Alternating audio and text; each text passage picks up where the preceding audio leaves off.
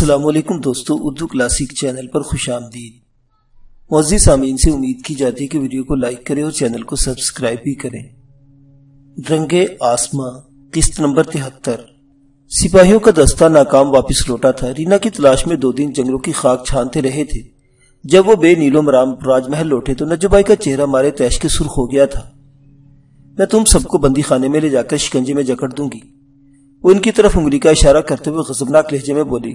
تم سب حرام خور ہو، راج محل میں عیش کرتے ہو اور مجھے آ کر ناکامی کا اندیا دیتے ہو۔ یاد رکھو سب، جب تک میں اس نیلی آنکھوں والی فرنگن کو اپنے ہاتھوں سے ہلاک نہ کر ڈالوں میرے دل کو تسلی نہیں ملے گی۔ تم سب مرتے رہو گے باری باری میرے ہاتھوں۔ جاؤ اور اسے کسی بھی طرح ڈھونڈ کر میرے پاس لاؤ، ورنہ اپنی خیر مناؤ، دفع ہو جاؤ حرام خورو۔ وہ بری طرح چراغ پا ہو رہی تھی۔ رینا کی تلاش پر مامور یہ دستہ پہلے 5 سپاہیوں پر مشتمل تھا، اب اس کی تعداد بڑھا کر 12 کر دی گئی تھی اور اسے 2 حصوں میں تقسیم کر دیا گیا تھا کہ وہ الگ الگ رینا کو تلاش کر سکے۔ انہیں روانہ کرنے کے بعد نجو بھائی اپنی شاہانہ اور دربار نشست پر بیٹھی تھوڑی دیر تک غصے سے پھنکتی رہی۔ اس کا بیٹا عیش کمار بھی ماں کے ساتھ پر نشست پر تمکنت کے ساتھ پراجمان تھا۔ اپنی ماں کی طرح اسے اپنے اندر کا غضب و غضب رابرٹ کی بہن گارشیا کو اذیت ناک موت سے ہم کنار کر کے ٹھنڈا کرنے کی کوشش کی تھی، مگر اب بھی اس کی سینے کی آتش انتقام سرد نہیں ہوئی تھی، جبکہ بچھو رام کی بھی اسی انداز کی سزا کو اس نے بعین مستحق جانا تھا، لیکن جانتا تھا کہ بچھو رام کی سزا کا سوچنا کی گمشدگی سے کوئی تعلق نہ تھا۔ اس کی ماں نے اسے باغی کے الزام تلے شکنجے میں جکڑ کر ہلاک کروا دیا تھا۔ وہ اپنی ماں کے اس شرمناک راز سے واقف تھا مگر خاموش تھا۔ رینا اسے پہلے جتنی اچھی لگا کرتی تھی اب اتنی ہی عیش کمار کو اس سے نفرت ہو چکی تھی۔ وجہ وہی تھی کہ وہ رابرٹ کی بہن تھی۔ اسے بھی ماں کی طرح اس بات پر سخت تیش تھا کہ ان لوگوں نے مہمان بن کر راج محل میں سیز لگائی تھی اور یہ سب یعنی گارشیا، رابرٹ اور رینا کسی نہ کسی حوالے سے سوجنا کو رابرٹ کے ساتھ ورغلا کر بھگانے میں بالواسطہ یا بلاواسطہ شریک کار تھے، جو ظاہر ہے اس کی غلط فہمی ہی تھی۔ رابرٹ اپنے ان کالے کرتوتوں کا خود ذمہ دار تھا، نہ کہ گارشیا یا رینا۔ بہر کیف یہ مکافات عمل تھا۔ قسمت کسی مجرم کو کسی اور طرح بھی سزا و جزا کی گرفت میں لانے کا سبب بنتی رہی تھی۔ یورینا کی نئے سرے سے تلاش کرنے کے لیے عیش کمار نے اس بار سپاہیوں کی تعداد بڑھا دی تھی، بلکہ اس بار کچھ جاسوس بھی سوجنا اور رابرٹ کی تلاش میں روانہ کر دیے گئے تھے۔ نجو بھائی اور اس کے بیٹے عیش کمار کے تخت نشین ہوتے ہی راج محل کی داخلی سیاست بھی تیزی سے بدلنے لگی تھی۔ خود نجو بھائی نے اپنا وتیرہ بدل لیا تھا۔ اس نے ودھوا ناری کا روپ اتار کر نوچ پھینکا تھا۔ اس کا خیال تھا کہ مستند آرا ہونے کے بعد یہ روپ اس کے کمزور پہلو کی طرف اشارہ کرتا ہے، لہٰذا اب تک ایک دبنگ عورت اور پرتمکنت مہارانی کا روپ اختیار کر چکی تھی۔ وہی زرق برق شاہانہ لباس، پرتمکنت انداز، شان و شوکت والی پوشاک اوڑھ لی تھی۔ راجہ پرتاپ کمار کی ناگہانی موت کے بعد راج محل میں ایک نامعلوم سی سراسیمگی کی فضا طاری ہو گئی تھی، کیونکہ بیجو رام، المعروف بچھو رام اور گارشیا وغیرہ کا حشر دیکھ کر وہ لوگ نجو بھائی سے خوفزدہ ہو گئے تھے، جنہیں راجہ پرتاپ کمار کے قریبی بہی خواہوں کا درجہ حاصل رہا تھا۔ ان میں پیش سترام داس بھی تھا، جو پہلے مہاراجہ چندر گپتا اور بعد میں اس کے بیٹے راجہ پرتاپ کمار کا مشیر خاص رہا تھا۔ سالار فوج موسنگ یو بھی نجو بھائی کا دھم برتا تھا۔ ناگرہ کے تخت پر سریر آرا ہوتے ہی نجو بھائی نے سوچ رکھا تھا کہ ان سارے باغیوں کو نہیں چھوڑے گی جن پر راجہ پرتاپ کی وفاداری کے حوالے سے ذرا سی بھی چھاپ تھی، لیکن پھر اس نے سوچا کہ اس طرح کی شخصی وفاداری نظر ضرورت کے تحت ہوتی ہے۔ جب راجہ پرتاپ ہی نہیں رہا تو وفاداری کیسی؟ نجو بھائی نے یہاں غیظ و غصے کے بجائے ذرا معاملہ فہمی اور مکاری سے کام لینے کا فیصلہ کیا، کیونکہ اب اس کی اور اس کے بیٹے عیش کمار کی راہ میں کوئی کانٹا اور رکاوٹ باقی نہیں رہی تھی۔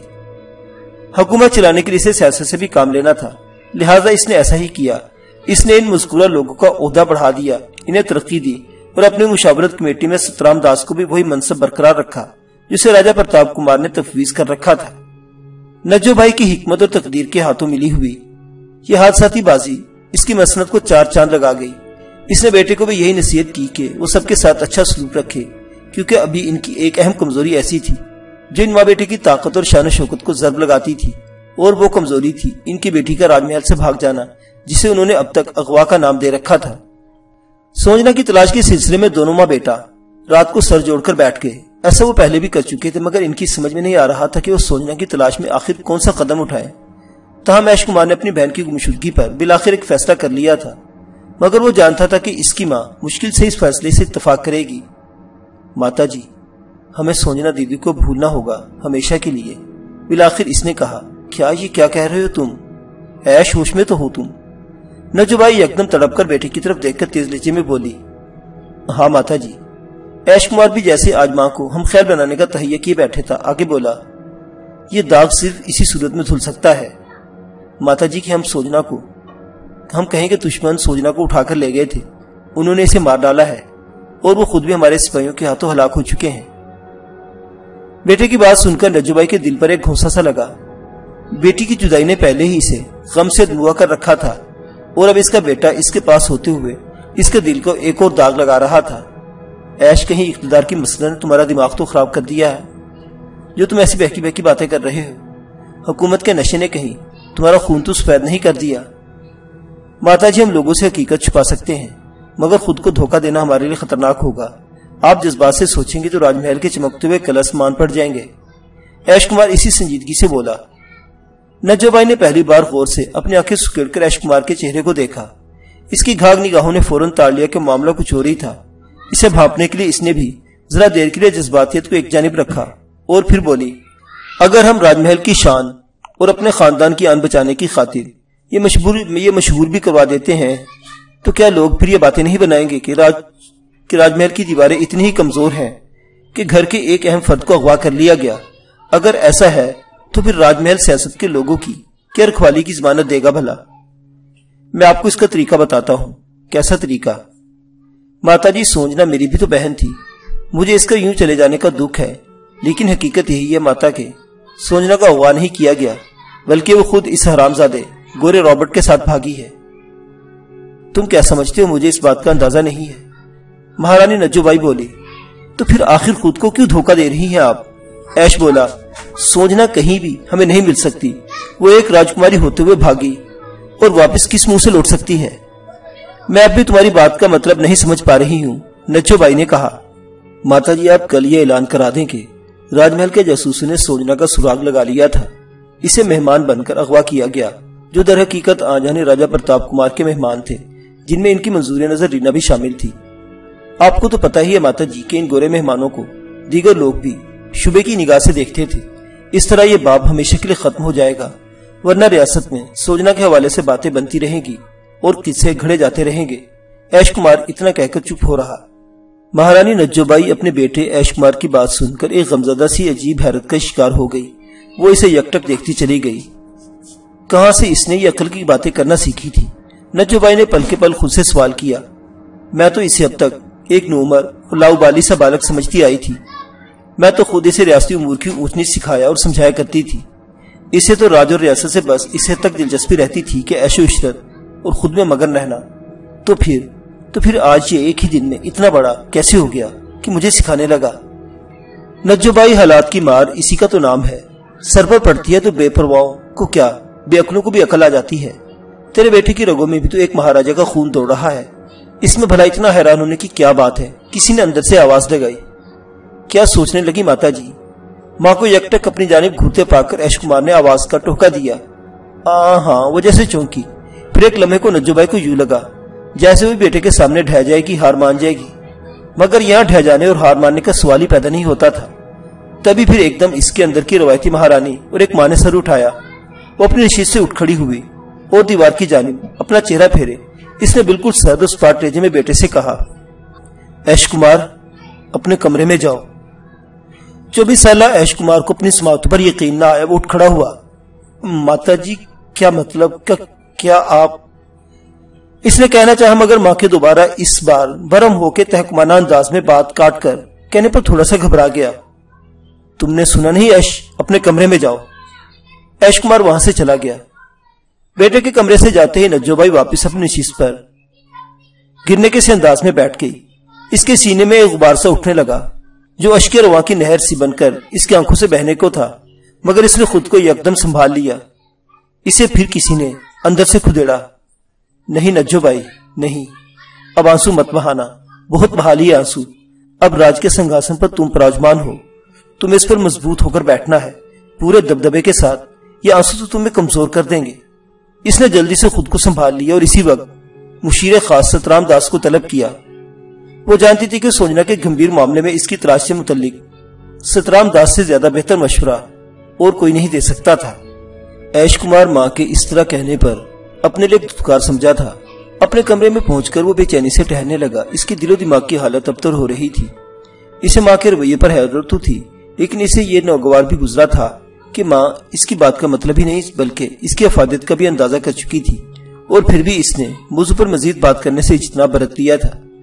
اس کا انداز ایسا ہی تھا جیسے وہ اب سوچنے والے نازک اور سنگین مسئلے پر کم از کم اس سے آئندہ کوئی گفتگو یا بات کرنے کا ارادہ نہیں رکھتی تھی۔ کیوں؟ ٹہلتے ٹہلتے اس کے منہ سے بے اختیار نکلا، اور ٹہلنے کے دوران میں ہی اس طرح وہ خود کلامیہ بڑبڑاتا بھی جاتا۔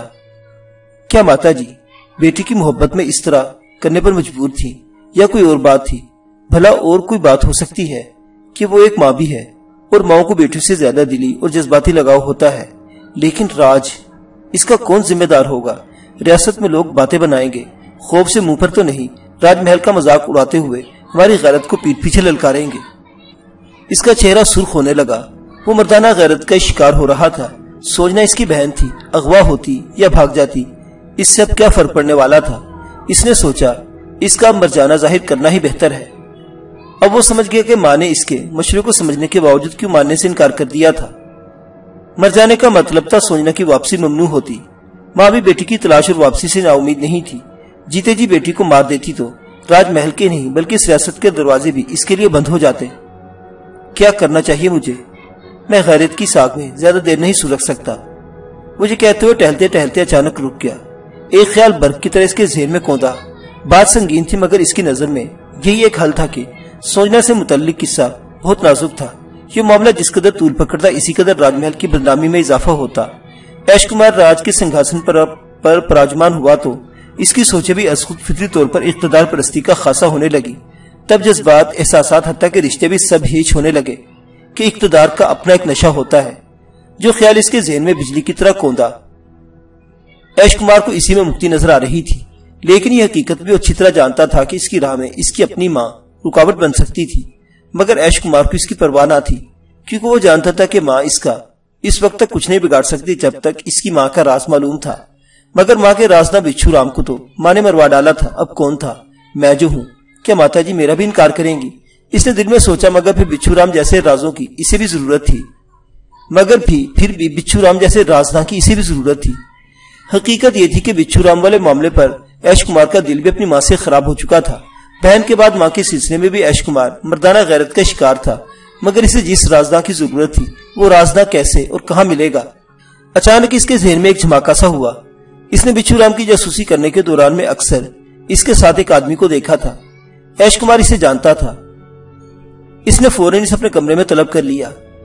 ذرا دیر بعد جو آدمی لرزتا کانپتا اس کے سامنے ہاتھ جوڑے کھڑا تھا، وہ بچھو رام کا دستے راز اور رازداں آتما شکلا تھا۔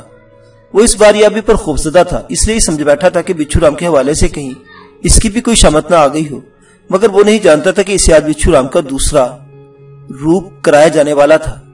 کوئی نہیں جانتا تھا کہ ناگرہ کی نئی فضائیں اور راج محل کی سیاست ماں بیٹے کے درمیان سر جنگ کی ایک نئی چپکلش کو جنم دینے والی تھی۔ راج محل کی سیاست اور ریاست ناگرہ کی فضا بدلتے دیکھ کر سزا خوردہ بچھو رام کا دستے راز آتما شکلا ایک انجانے خوف کا شکار ہو گیا تھا۔ اگرچہ بچھو رام کی لرزہ خیز حرکت کو بظاہر یہی نام دیا گیا تھا کہ وہ دشمنوں کا جاسوس اور ایک باغی تھا، مگر اس کے درپردہ اصل حقیقت سے صرف دو ہی افراد آگاہ تھے۔ ایک خود آتما شکلا جسے بچھو رام کا دایاں بازو تھا، دوسرا راجکمار ایش تھا۔ اگرچہ آتما شکلا کو ابھی یہ علم نہ تھا کہ ایش کمار بھی اپنی آنکھوں سے اس شرمناک راز سے آگاہی حاصل کر چکا تھا۔ صرف یہی مذکورہ دو افراد ایسے تھے جو جانتے تھے کہ بچھو رام کو دشمن جاسوس یا باغی ہونے کی حیثیت سے نہیں بلکہ مہارانی نجو بائنی سے بے دردی سے قتل کروا کے اس کے خون سے اپنے مکرو چہرے کی کالک دھوئی ہے، جو وہ خلوتوں میں اس کے ساتھ اپنے منہ پر ملتی رہتی تھی۔ ورنہ آتما شکلا جانتا تھا کہ بچھو رام نجو بائی کا کس قدر خیر خواہ اور مددگار تھا، لیکن تقدیر نے عجب چال چلی کہ گوشہ تنہائی میں ایک ودھوا کی حیثیت سے خود کو محدود کر دینے والی نجو بائی مہارانی بن کر ایک بار پھر مسند آرا ہو گئی تھی۔ اب اسے بچھو رام کی ضرورت نہیں رہی تھی، اور وہ یوں بھی اس سے دلی طور پر خائف تھی۔ مادہ مکڑی بن کر وہ اپنے مکڑے بچھو رام کو نگل گئی تھی۔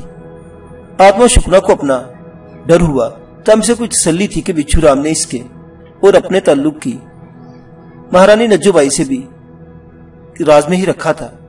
کچھ دن بخیر و عافیت بیت کے اس نے سوچا اب بچھو رام کا کردار اسے نبھانے میں کس قدر فائدہ اور نقصانات ہو سکتے ہیں۔ سوچنے پر اسے نقصان نہ ہونے کے برابر البتہ فائدے بہت دکھائی دینے لگے۔ پہلا فائدہ تو یہ تھا کہ بچھو رام کے توسط سے دیوان شیورائے بھولکر تک اس کی رسائی ہو چکی تھی۔ وہ اپنے اور بچھو رام کے تعلقات کا ذکر کر کے ایک طرف فرنگی نواز شیورائے بھولکر اور دوسری جانب فرنگیوں سے فائدہ اٹھا سکتا تھا، کیونکہ آتما شکلا کو بھی نوازشوں کا چسکا لگ چکا تھا۔ جیسا کہ پہلے مذکور ہو چکا، وہ راج محل کے شاہی ٹپا خانے میں ایک معمولی ملازم تھا، مگر بچھو رام نے اسے اپنا رازدار بنا کر اس کی حیثیت بدل ڈالی تھی۔ تاہم شاید وہ بچھو رام کا دردناک انجام بھول رہا تھا۔ اس وقت اس کے سر پر لالچ کا بھوت سوار ہو چکا تھا۔ یہی سبب تھا کہ وہ سب سوچنے لگا شیورائے بھولکر سے ملاقات کرے اور بچھو رام کے خاص آدمی کی حیثیت سے اپنا تعارف کراتے ہوئے راج محل اور ناگرہ کی نئی سیاسی فضا اور حالات سے آگاہ کرے، نیز بچھو رام کی ہلاکت کے بارے میں بھی بتائے۔ یقیناً یہ خبر شیورائے بھولکر سمیت فرنگی آقاؤں کے لیے بھی اہم ہو سکتی ہے۔ یہ سوچ کر اس کا دل لالچ اور خوشی کے مارے بلیوں اچھلنے لگا۔ اسے ایک بہت بڑا منصب اور عہدہ بھی ملنے کی توقع تھی۔ وہ ابھی ناگرہ سے خاموشی کے ساتھ کوچ کرنے کی تیاری میں تھا کہ اچانک اس کا بلاوا آ گیا۔ اس کی تو روح فنا ہو گئی، تاہم وہ ڈرتا کانپتا ہوا راجکمار ایش کے کمرے میں پہنچ گیا۔ اس کی حالت مارے خوف کی غیر ہو رہی تھی، لیکن وہ نہیں جانتا تھا کہ ابھی تھوڑی دیر پہلے جو سوچ رہا تھا وہ اس کے سامنے ہونے والا ہے۔ تاریخ گواہ ہے کہ شاہی خاندانوں، راجوں مہاراجوں میں غلاموں اور معمولی نوکروں کا دیوان، نوکروں کا درون خانہ بڑا کردار رہا ہے۔ ایسا ہی ایک کردار بچھو رام کے بعد اب آتما شکلا کے حصے میں آنے والا تھا۔ فرق یہ تھا کہ بچھو رام نجو بائی کا اعلی کار تھا، جبکہ آتما شکلا راجکمار ایش کا رازدار بننے والا تھا۔ معزز سامعین حضرات، یہ گورکھ دندوں سے بھری ہوئی داستان ابھی جاری ہے۔ بقیہ واقعات اگلی قسط میں دیکھتے رہیے۔ اردو کلاسک۔ اللہ حافظ۔